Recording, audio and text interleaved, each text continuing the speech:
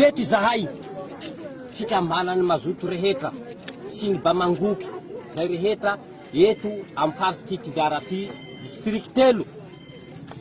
Mahagaga gn'anay ny mialigny zony ro gadraina fa zavatsy miseho etoa amin'ny faritsy ty Tapadoha, Halatsaomby, Halatsainy, aiza eo ny misy azy tsy sambory io vo gny taninay zay horavaina amin'io fa sy mainty io ro mahagadrana anay.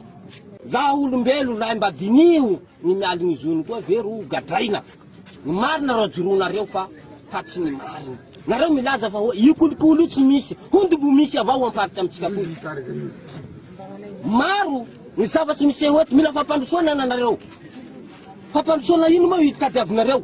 Voalohany teto ny toly narianareo lavitsy agny. Teto ny Simatex narianareo lavitsy agny. Teto ny Hasima narianareo lavitsy agny.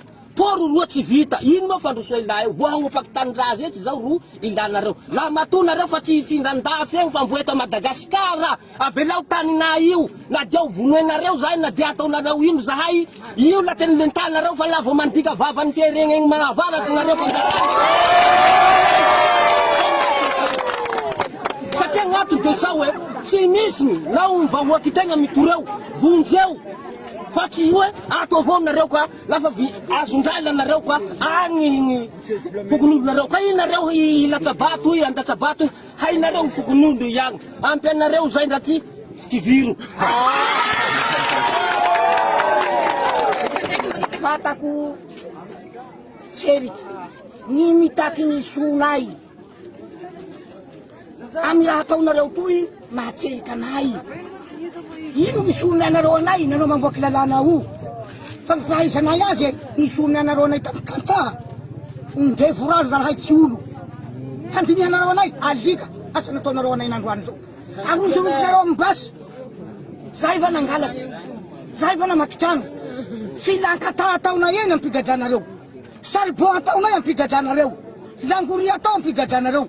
Voraho ndisonareo atao akory andevozanareo razanay io. Tsy levy amin'ny kazo rahay.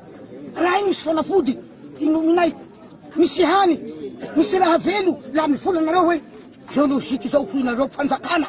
Kay nareo koa manapotiky, kapy, kay raha rovanareo ho haninareo. Mangataky rahay fa naraina tambany vohitsy, tsy azonareo.